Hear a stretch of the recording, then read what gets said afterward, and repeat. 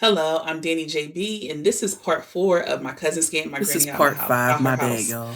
So we get home. Everybody sends this a message in the group chat. Hey, everybody, I'm home. I'm home. I'm home. I'm home. Okay, guys, had a great time. Good night. Hope this. Can't wait till the next time we meet up. All right, bet. And just night.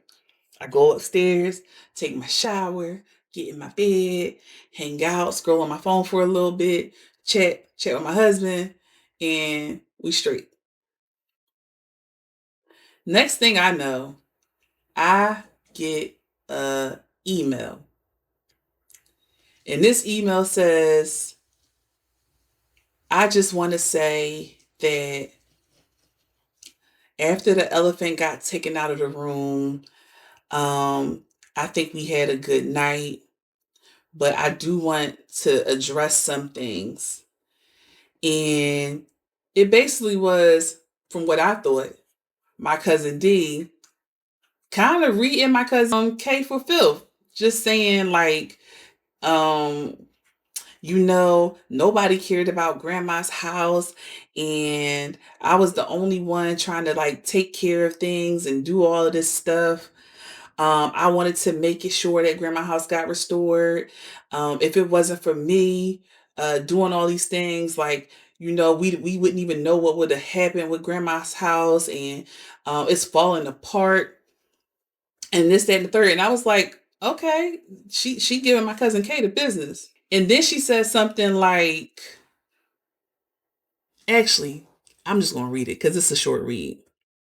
All right, it says, I pride myself on being a woman of integrity and impeccable character, who is honest with a good heart towards all mankind, which is why I tossed and turned the entire night to the point of tears, tears at the notions that my cousins felt comfortable talking to one another about this issue, sharing their unfavorable opinion of me and my actions, and causing my good to be spoken evil of instead of getting clarity from me. The lies. There you go. This bitch. The lies. Editing Danny here. Wow, she sounded really convincing in that letter. And had I not known everything I know now, I really would have believed that she really had her my grandma's best interests at heart. But I know how the story plays out. Let's continue with the email. With that being said, let me run some scenarios and break this down a little deeper in hopes that everyone will understand what had to happen the way it should have, even though it wasn't planned. Scenario one: Grandma sell her house to an investor for 100K after repair value 800K. Use the 100K to fix up the house, most likely to patch jobs. Everyone lives happily ever after in their limited income, on their limited income. So, scenario two: the house is fixed with 100K. Mama eventually passes away. The state takes the house, and that's because of the program I was talking about. Scenario three: instead of the house going into my name alone, I'm added to the deed alongside mama. Therefore, I need mama on the loan, but she is on fixed income and has no credit. What are the chances that the loan will be approved and obtaining enough money to do extensive repairs? Keeping in mind the house has structural damage, and being propped up with two to three beams. See, we should have figured out she was being shady then because you use a cosigner when you got bad credit. Duh. So she would have got approved for the loan if her credit was good, if D's credit was good. This don't make no sense. But see, we wasn't thinking. We wasn't thinking because we was thinking this girl was going to do whatever it took to take care of Granny's house. Clearly, we were wrong. Scenario four: I purchased the lot for 100,000. They are willing to sell it for. They use the funds to repair the house. I owe on a lot. They do their thing and I'll do mine. Seems like the easiest option, but you still have the issue of what happens if mama passes away. The state takes away the house, and that's because of the predatory program that she was on. And then she says scenario five, and this is the grand finale. The house is solely in the name of me. I put it in an LLC, add grandma as a member. Being a member of the LLC makes her one of the owners of the property, same as a deed, but with flexibility.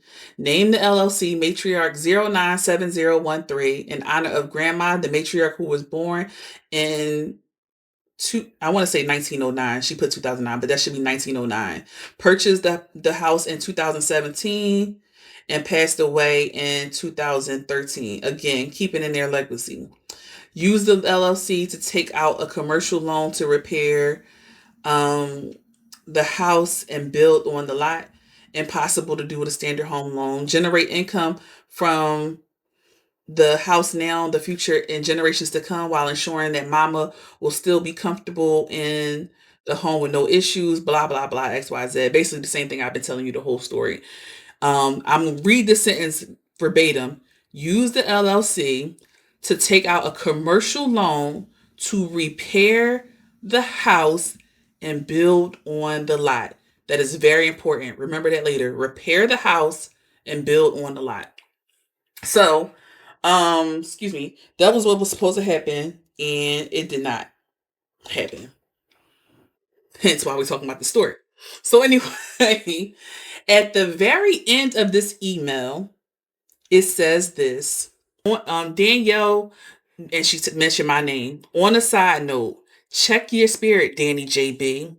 You instigate, you gossip, and you like to start and keep things going. That's not cool. Also, consider what you think you feel about me.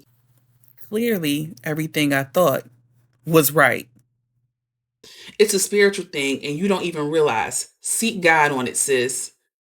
And I said, wait, what? I thought this whole email was targeted at my cousin Kay, because my cousin Kay was the one talking big cash crazy at the holiday party when we was making our reads and stuff. And I'm like, So now why am I in it? And you could have did it. See how I get drawn into stuff? You never apologized. Now why am I in it? And baby, I go off. I am a Scorpio woman, and if you know anything about Scorpio women, we don't play about a lot of stuff. And one of those things is don't ever do something to me that I would never do to you. One thing I have never done to my cousin D is call her out in front of the whole group. When I asked about the house, I called her on the phone. Now, mind you, did I talk to my cousin Kate first? Yes.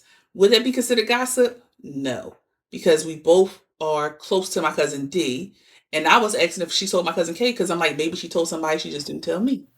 You know what? Now I'm curious. Let me know if you thought that was gossiping. Drop a comment one way or the other. Also, she can't name nobody else in the group that I talked to about the situation outside of my cousin Kay.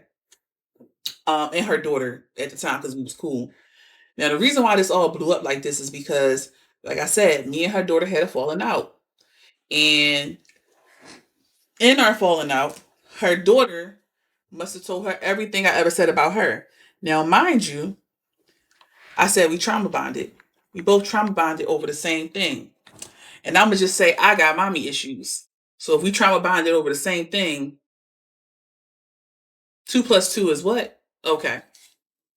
So we was both talking about said party in particular. However, I kept mine to myself. She told everything I said back to her mom after we stopped being friends. And that's how all of this blew up. But that was just the guise that she used to say that's why we blew up. The real reason why we blew up is because I wanted to do that trust. She just used this as a way to push me out the group because she know who I am. Well, it could have been a scheme that Todd set up for him to come to you with the booze. And I'm going to get into that later. Because after this night, my proximity to this project was from here to outer space. I was done with it. I didn't care no more. I still cared about my grandma, but I did not care about this project or to be involved. Don't call me, no text, no discussion. And I felt like when it came to my cousin D, she could go to hell with gasoline in her perm, okay? I was done. I didn't want nothing to do with her.